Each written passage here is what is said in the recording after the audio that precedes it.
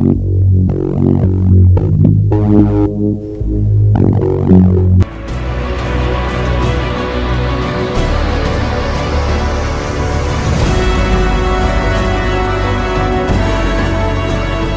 हम स्टार्ट करने वाले हैं हमारा इक्लिप्स डिवीज़न लेमा।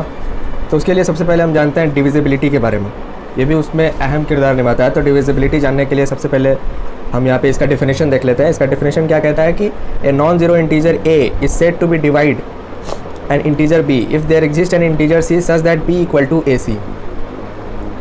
इसको समझ में आता है आपको? मतलब एक नॉन ज़ीरो इंटीजर होना चाहिए जो कि डिवाइड करेगा इंटीजर बी को। कब डिवाइड करेगा? जब वहाँ एक सी इंटीजर एग्जिस्ट करे इस इक्वेशन को सेटिस्फाई करने के लिए। अगर यहाँ पे सी कोई नहीं है तो ए जो है बी को डिवाइड नहीं करेगा, अदरवाइज़ ए जो डिवाइड कर देगा बी को। और इसको लिखने का क्या तरीका है कि ए डिवाइड्स बी को ऐसे हम लिखते हैं, एक ये साइन की तरह।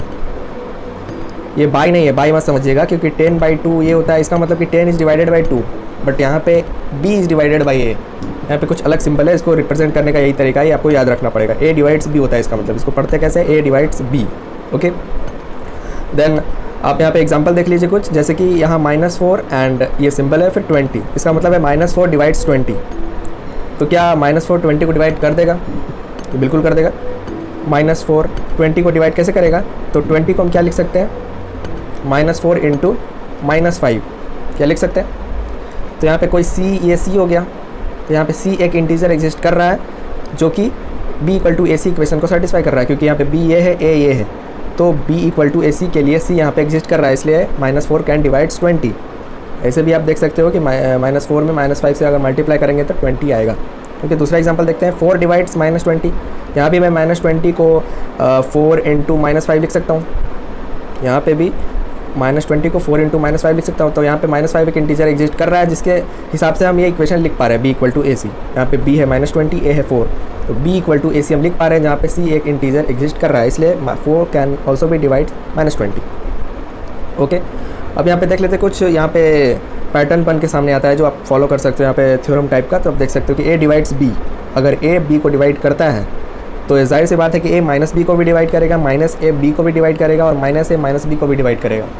ये सिंपल सा थ्योरी है जो आप याद भी रख सकते हो, और ये सिंपल से समझने वाला तरीका है कि a अगर b को डिवाइड कर रहा है तो a माइनस b को भी डिवाइड करेगा, सिर्फ माइनस में आंसर आएगा, और माइनस a भी b को डिवाइड करेगा, सिर्फ माइनस में आंसर आएगा, और माइनस a भी माइनस b को डिवाइड करेगा, जो कि सेम आंसर आएगा। ये आप ऐसे समझ सकते हो। उसके बाद दूसरा जो है a divides b and b divides a। अगर a b को डिवाइड कर रहा है और b a को डिवाइड कर रहा है तो a जो है प्लस माइनस b को भी डिवाइड करेगा। ये भी हम सिंपली समझ सकते हैं कि प्लस को अगर डिवाइड कर रहा है तो माइनस साइन को भी डिवाइड करेगा, सिर्फ माइनस में आंसर आएगा, बस इतना फ़र्क होगा। तीसरा क्या है कि a divides b and a divides c। अगर a b को डिवाइड कर रहा है और a c को भी डिवाइड कर रहा है तो a जो है b प्लस माइनस c को भी डिवाइड करेगा, a जो है b इंटू सी को भी डिवाइड करेगा, a जो है b इंटू एक्स को भी डिवाइड करेगा, जहाँ पे x क्या है? एक इंटीजर है। x क्या है? एक इंटीजर। तो एक बेसिक जो है तीन फॉर्मूले की तरह आप याद कर सकते हो। a अगर b को भी डिवाइड कर रहा है, a अगर c को भी डिवाइड कर रहा है, तो a जो है b प्लस माइनस c को भी डिवाइड करेगा, a b इंटू सी को भी डिवाइड करेगा, और a b इंटू एक्स को भी डिवाइड करेगा क्यों? For any integer x। तो चलिए हम आगे बढ़ते हैं इसमें। हेलो भाई, जब अब हम आ जाते हैं इक्लिप्स डिवीज़न लेमा की तरफ। तो इक्लिप्स डिवीज़न लेमा में हम पहले समझते हैं लेमा क्या है। तो लेमा एक प्रूवन स्टेटमेंट होता है पहले से, जिसकी मदद से हम और भी सॉल्यूशन करते हैं, और भी प्रॉब्लम को सॉल्व करते हैं। तो दूसरे क्वेश्चन को प्रूव करने के लिए हम लेमा का यूज़ करते हैं, जो कि पहले से प्रूवन स्टेटमेंट होता है, तो पहले से प्रूव्ड होता है। ओके, इक्लिप्स डिवीज़न लेमा भी उसी तरह का एक है। ये क्या कहता है? इसके डिफिनेशन पे आते हैं कि let a and b be any two positive integers. a और b कोई भी दो पॉजिटिव इंटीजर्स हैं। देन तब there exist unique integers q and r। तब वहाँ पे यूनिक इंटीजर्स एग्जिस्ट करेंगे q and r such that a equal to bq plus r। ये इक्वेशन देख के घबराना नहीं है, हम बचपन से पढ़ते आए हैं, ये इक्वेशन को हम बचपन से पढ़ते आ रहे हैं। कैसे पढ़ते आ रहे हैं मैं आपको बताऊंगा आगे। और r क्या है? 0 से बड़ा एंड b से छोटा। r is greater than 0 and less than b। b क्या है यहाँ पे? b है आपका डिविज़र, a है आपका डिविडेंड, q है यहाँ पे कोशेंट, और r है आपका रिमाइंडर। ओके, इस एग्जांपल से हम और अच्छे से समझ सकते हैं कि अगर a हम मान लेते हैं 22 जो कि डिविडेंड है, और b मान लेते हैं डिविजर 7 को b मान लेते हैं। ओके, तब यहाँ पे डिवाइड करके देखते हैं। 7 3 टाइम्स में 21, 1 रिमाइंडर बचेगा। तो यहाँ पर हम देख सकते हैं, हम बचपन से यहाँ पे चेक करते हैं अपने सॉल्यूशन को कि सही है कि नहीं। कैसे चेक करते थे, 22 इक्वल टू इसको और इसको गुना कर देते थे 7 इंटू 3 प्लस रिमाइंडर जोड़ देते थे। तो अगर ये आ गया इसी के बराबर LHS इक्वल टू RHS अगर हो गया तो आपका सॉल्यूशन जो 3 आया वो सही हो जाता था। और अगर नहीं आया तो आप फिर से सॉल्व करो क्योंकि आपका गलत हो जाएगा।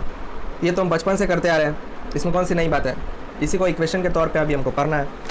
तो ये क्या है, 3 जो हम गुना करते थे वो क्या था, क्वोशंट था जिसको Q से रिप्रेजेंट करते हैं। जिससे डिवाइड कर रहे थे 7 उसको गुना किया था तो वो क्या था, B से रिप्रेजेंट करते हैं, डिवीज़र है। और 1 क्या है, रिमाइंडर, इसको R से रिप्रेजेंट करते थे। हो गया ना, A equal to B into Q plus R।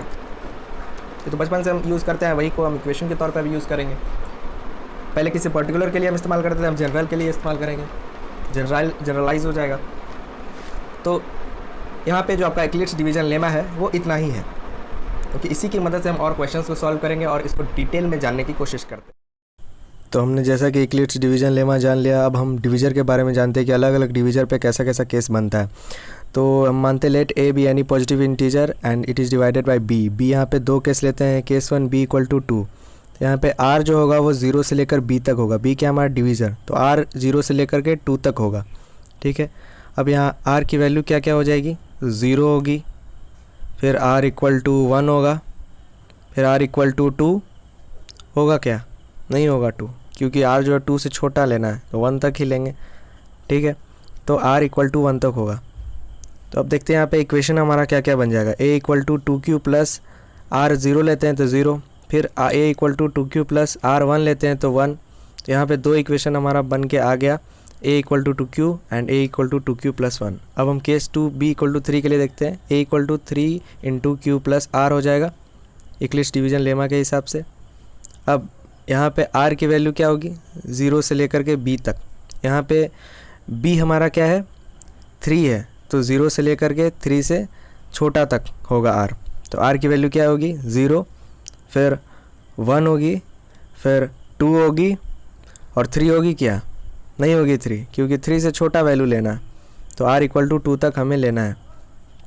तो इस तरह से हमने देखा कि R इक्वल टू 0, 1, 2 के लिए हम इक्वेशन लिखेंगे। A equal to 3Q plus 0, A equal to 3Q plus 1, R की वैल्यू 1 लिया, A equal to 3Q plus 2, R की वैल्यू 2 ली, और यहाँ पे देखा हमने 3 इक्वेशन बन गया हमारा। तो इस तरह से हम 2 केस देख लिए, केस 1 B इक्वल टू 2 लेकर and case 2 B equal to 3 लेकर। तो इसी प्रकार से हम B equal to 4, B equal to 5 लेकर भी चेक कर सकते हैं। क्वेश्चन के हिसाब से हम कोई सा केस भी यूज़ कर सकते हैं, वो क्वेश्चन की डिमांड पे डिपेंड करता है। तो आज का टॉपिक यहीं पे ख़त्म होता है। होप आपको ये केस 1 केस 2 समझ में आया हो। और इसी तरह के और वीडियोज़ के लिए चैनल को सब्सक्राइब कीजिए और लीडेड को शेयर कीजिए।